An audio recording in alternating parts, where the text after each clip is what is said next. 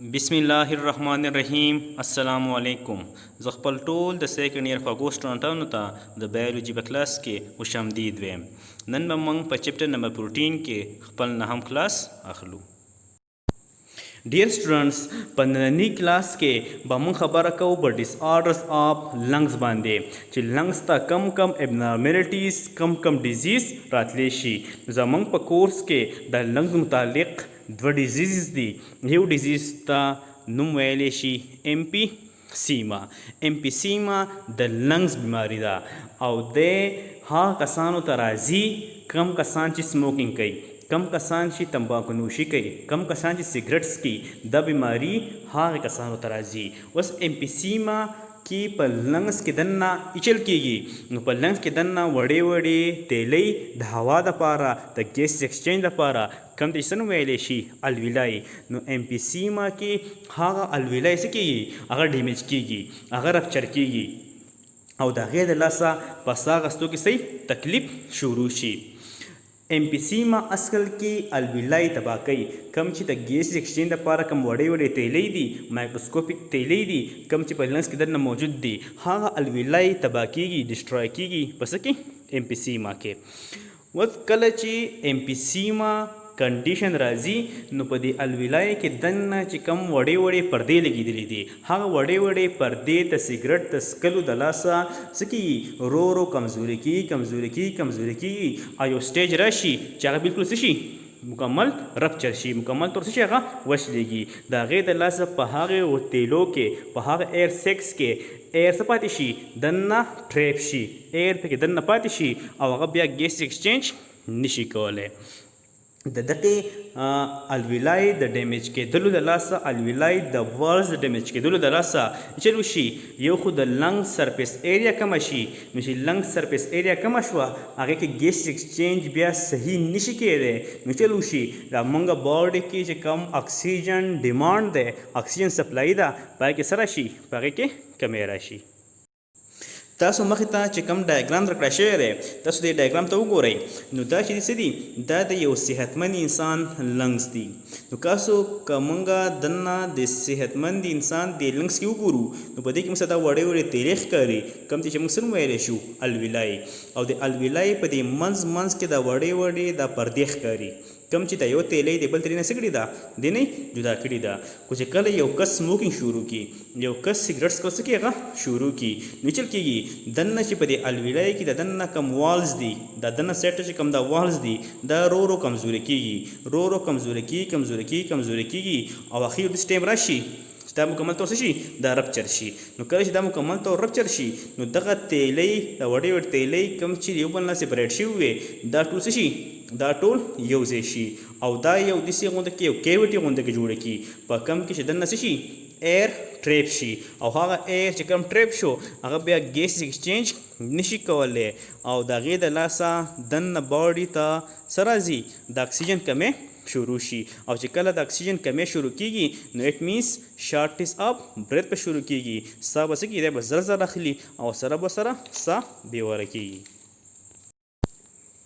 راځو کازز آف امپیسیما له، چې امپیسیما دا مرض، دا بیماری چې راځي د دې څه وجوهات دي. د ټول نه غټه وجه د امپیسیما د بیماری د راتلو چې دا هغه څه شی دی، هغه سموکینګ دی. کم کسان چې ریګولرلی سموکینګ کوي، کم کسان چې ریګولرلی سیګرټ څکي، نو هغه کسانو ته صحیح د امپیسیما د راتلو خاطر صحیح هغه د ټول نه سیوای. او ورسره هغه کسان، کم کسان چې په داسې ځای کې پاتې کېږي، په داسې ایریا کې پاتې کېږي چې کم ځای کې ایر صحیح پلوټډ وي، کم ځای کې چې په هوا کې آلودګي ګندګي صحیح هغه سیوای، نو په هغه ځای کې هغه کسانو ته د امپیسیما د راتلو خطره صحیح سیوای. نو امپیسیما د مرض د راتلو خطره چې ده هغه کسانو ته سیوا ده، کم کسان چې سموکینګ کوي. دویم هغه کسانو ته ده، کم کسان په پلوټډ ایریا کې پاتې کېږي، کم ځای کې چې ایر پلوشن صحیح ډېر زیات سیوای. اوس راځو ساین اینډ سمپټمس آف امپیسیما له، چې امپیسیما دا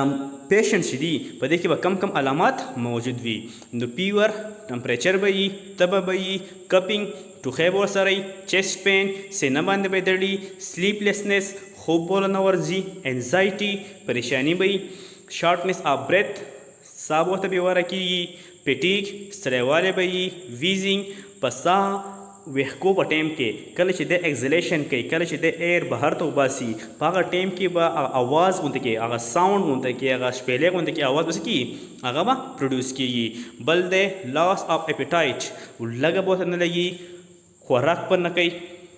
ساینوسس. او وجود کې د اکسیجن کمی راځي، نو کله چې د اکسیجن کمی راځي نو وجود به څه کېږي، هغه به بلویش غوندې کلر اپیر کوي، وجود کې به بلویش غوندې کلر راښکاره کېږي، په لپس باندې، په ټنګ باندې، د فنګر په ټپس باندې به څه کېږي، هغه بلویش کلر راښکاره کېږي، بلو کلر به راښکاره کېږي، کم چې د اکسیجن کمی انډیکیټ کوي، کم چې موږ څه ویلی شو، ساینوسس.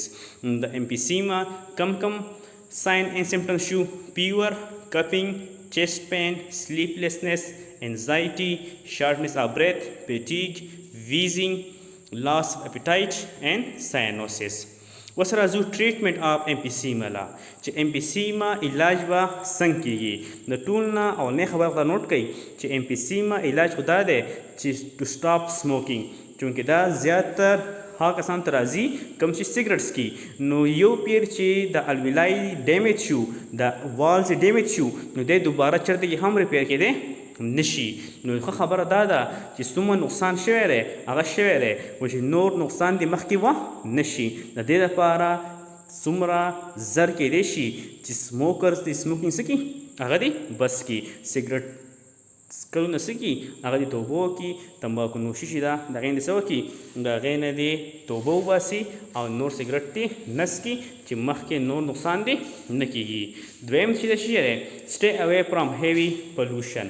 چې دی د هغه ځای نه ځان وساتي کوم ځای کې چې پلوشن صحیح ډېر زیات سیوای، په داسې کراوډډ ایریا کې یا په داسې ایریا کې نه پاتې کېږي چې کوم ځای کې پلوشن سیوای، یا چې کوم ځای کې پاتې کېږي کوم ځای کې چې پلوشن سیوا دی، نو په کار دا دی چې دی څه وکړي، دی د ماسک استعمال کوي. دریم شی دی برانکو ډایلیټرز، مطلب چونکې امفیسیما والا کسانو ته د ساه اخیستو کې تکلیف وي، نو د هوا لپاره چې کوم نرۍ نرۍ لارې دي کم چې موږ برانکای ویلی شو، هغه برانکای د کولاول لپاره چې کوم انهیلرز کوم سپری موږ استعمالو ته څه ویلی شي، برانکو ډایلیټرز. نو هغه سپری استعمال دي ټریټمنټ کې راځي د امفیسیما کسانو کې، برانکو ډایلیټرز به هغه یوز کوي چې څه چل وشي چې هغو برانکای د ډایلیټ شي، د هوا هغه لار د کولاو شي، نو چې هغو ته د څه کېږي، د ساه اخیستو تکلیف شي، هغه لږ کم شي، هغو وجود ته د اکسیجن څه شي دی کم کمی شي شي هغه یې لږ بحال کړی شي. او څلورم خبره څه شی دی انټي بایوټکس to reduce further complications، چې هغه به انټي بایوټکس استعمال کوي ځکه چې د دې مرض سره سره نور مرضونه هم راتلی شي، چې نور څه انفیکشن راځي د هغې د رکولو لپاره څه وکړي، د دې انټي بایوټکس استعمال وکړي. ډس آرډرز آف لنګس کې دویم ډیزیز دی لنګ کینسر. کینسر څه ته ویلی شي، نو موږ وایو چې کینسر از د انکنټرولبل ډیویژن آف سیلز. کله چې یو سیلز کانټینیوسلی ډیوایډ کېږي، بې حسابه ډیوایډ کېږي، بې کنټروله ډیوایډ کېږي، دې ته موږ څه ویلی شو، داسې کنډیشن ته، داسې کنډیشن ته موږ وایو چې دا کینسر دی. کله چې د لنګس په ټیشوز کې سیلز کانټینیوسلی ډیوایډ کېږي، بې کنټروله، بې حسابه، بې ترتیبه،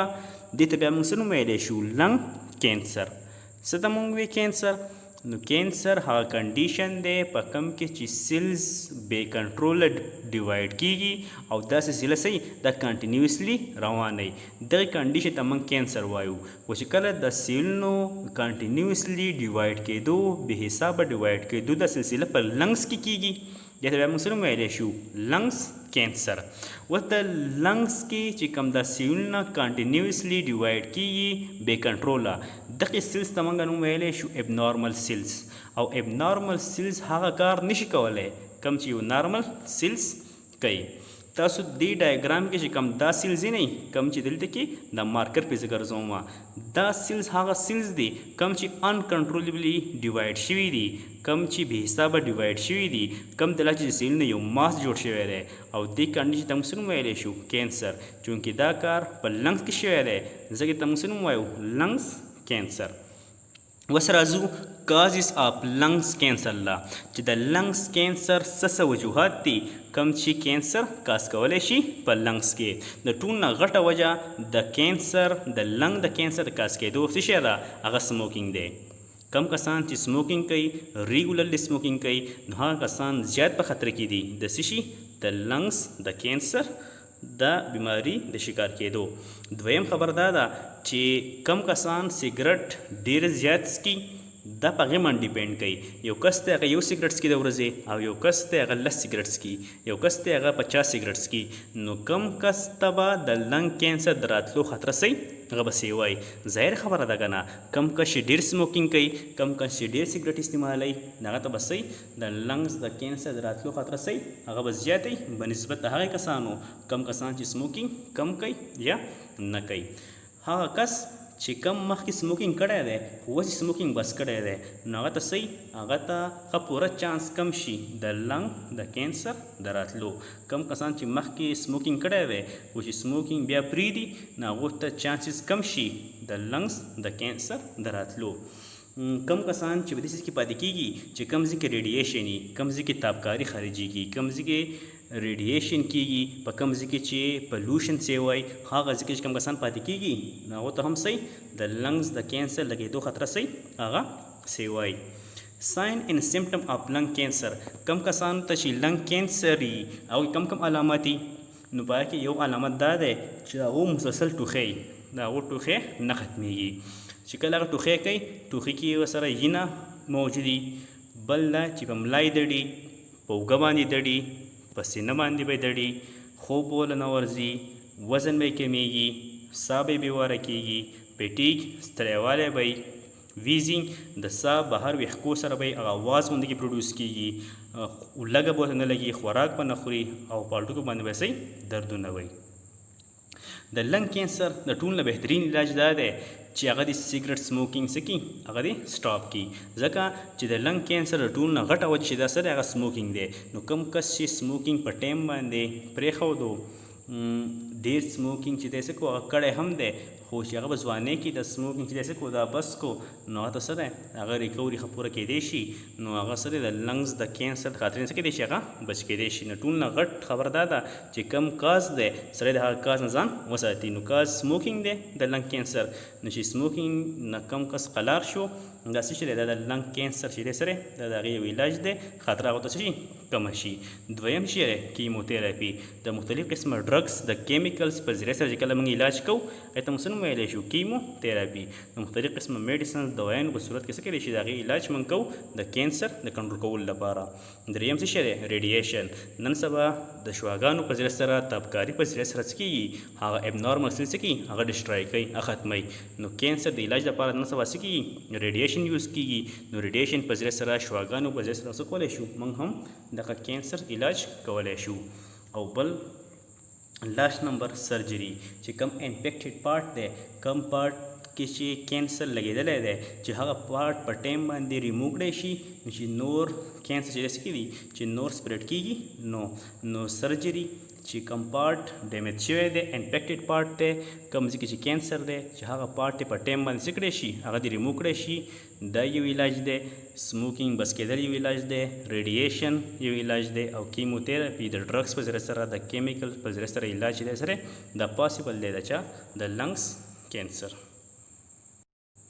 effects of smoking on the respiratory system چې زمونږ په ریسپریټري سیسټم باندې د سموکینګ د سیګرټ څکلو څه اثرات دي نو یا ساتئ سیګرټ کې څه موجود دي سیګرټ کې موجود دي ټوبیکو تمباکو به کې موجود دي او په دغې تمباکو کې 70 داسې کیمیکلز دي چې هغه کارسینوجنز دي کارسینوجنز مینس چې هغه کینسر کاز کوي نو په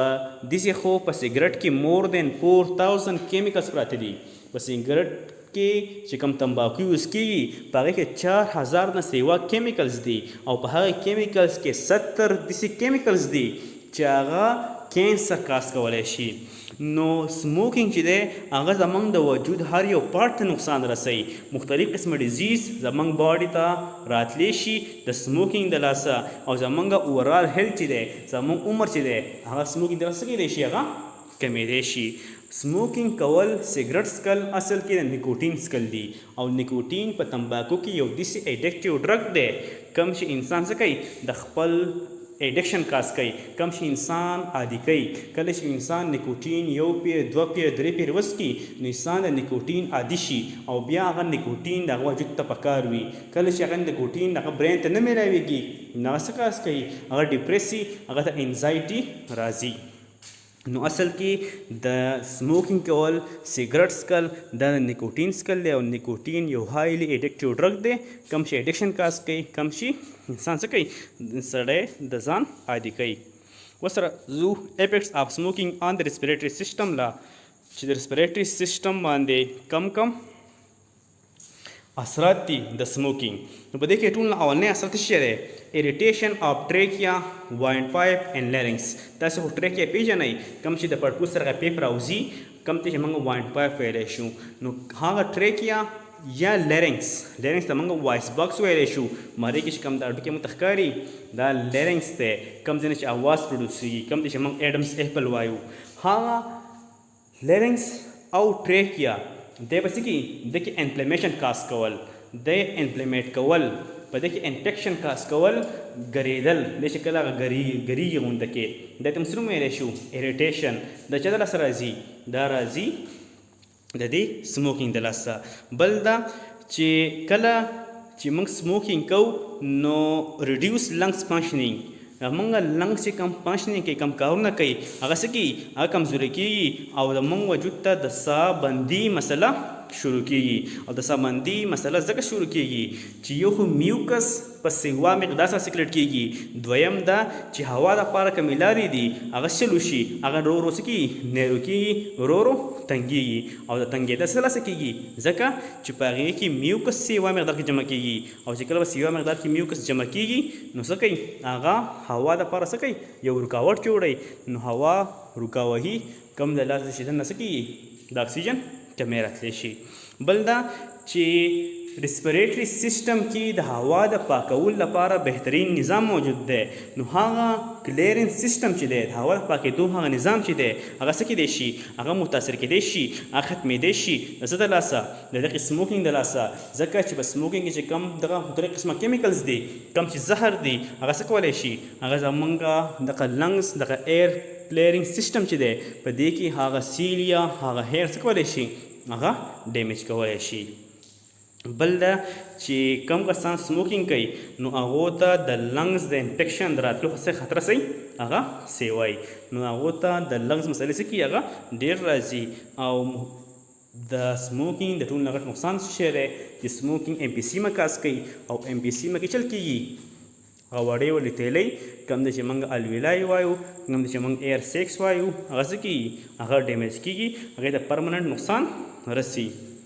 د نن دپاره دا لیکچر پوره و نیکسټ لیکچر به موږ انشاءالله اخلو په هومیوسټیسس باندې کوم چې نیکسټ چپټر دی چپټر نمبر 15 د هغه وخته پورې خپل خیال ساتئ خپل مور و پلار خیال ساتئ او موږ خپل دعاګانو کې یاد ساتئ والسلام